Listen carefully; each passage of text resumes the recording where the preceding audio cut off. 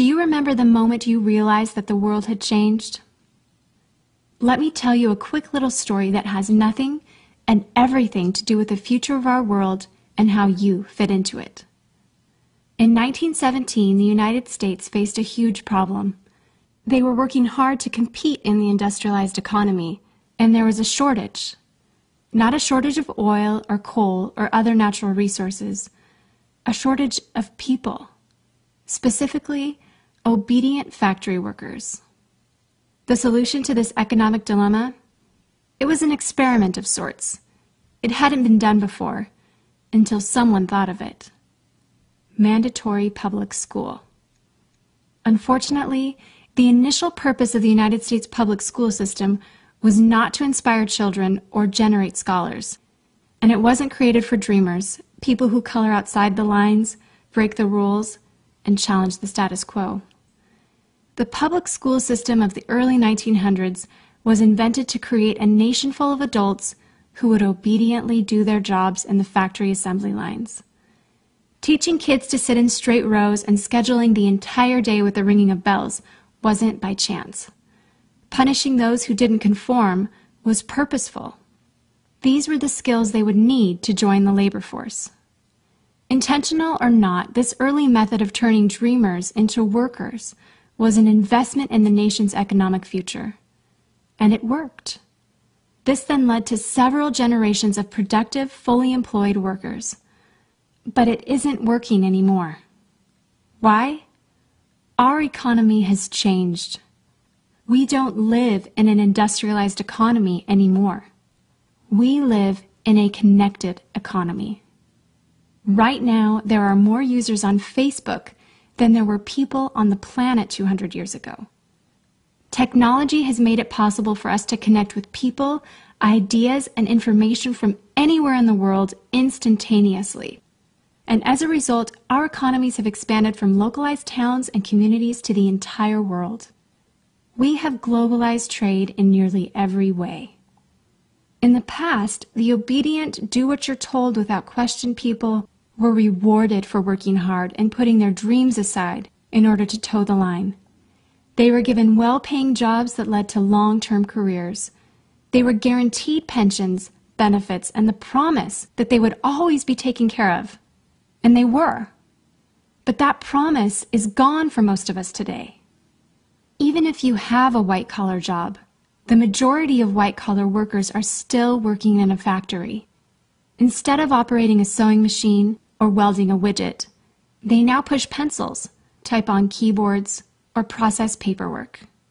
It's still factory work because the entire focus of the day is spent on increasing productivity, which leaves little room for creativity, spontaneity, or individuality. The educated, hard-working masses are still doing what they're told, but they're no longer getting what they deserve. Even if you do everything you are told to do today, graduate from high school, go to college, get a degree, work hard in whatever job you can find, if you're lucky enough to find one, you're not guaranteed anything. Companies are being forced to change or die right now. Layoffs happen much more often than job openings appear, and the highest paying jobs are disappearing or heading overseas at an alarming rate. If you have a job where your boss tells you exactly what to do, he or she will always find someone cheaper than you to do it. Did you know that the average length of a job today is about 4.5 years? Contrast that to the 1960s when it was 40 years. The connected economy rewards a different group of people. It rewards the people who see things differently, who don't conform, people who have ideas that no one else has, people who are willing to work hard but know that the old way of doing things is broken. The connected economy rewards you not for being a cog in the wheel of life, but for standing up and reaching out. The connected economy rewards the connectors. Whether it's connecting a person to a person, a business to a business to a product, or a product to a person, those who learn how to connect are the ones who will survive and excel in the connected economy. That is how the world has changed. It's not about to change, It already has. Things are different now, and they're not going back to the way they used to be. Look at Facebook. What's their product? It's you. Your network, your information, your ideas, they all have value. Does Facebook pay you for the money they make selling your information to advertisers? No. But we still use it because we have an innate desire to connect with people. In fact, neuroscientists have found that we are actually hardwired to connect with each other. Some people know how to leverage this innate ability in today's economy, but most don't. And because they don't know how to do it, most of them are paralyzed with fear, resisting the shift, despite clear indications telling them it's time to change. In 1917, a group of people performed an experiment that forever changed the way that we earned a living.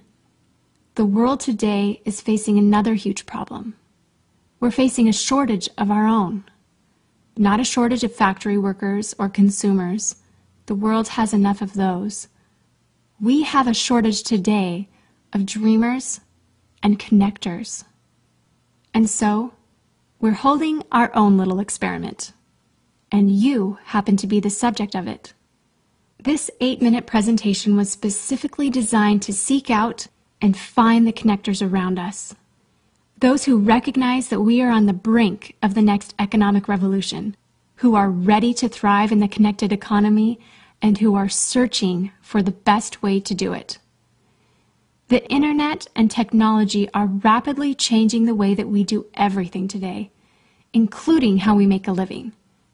It's not too late to embrace the change and find a way to make yourself relevant and profitable in our brave new world.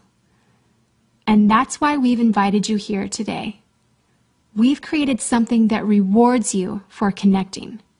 It pays you for bringing people together behind a cause, product, or idea. And we have systematized it and made it so that you can do it from anywhere, with anyone, at any time. If you are passionate about helping people, if you are passionate about changing lives, if you want to position yourself to be a capitalizing force within the connected revolution instead of just a bystander, let's start now. Do you remember the moment you realized that the world had changed? How about the moment you realized you could change with it? Are you ready for the details?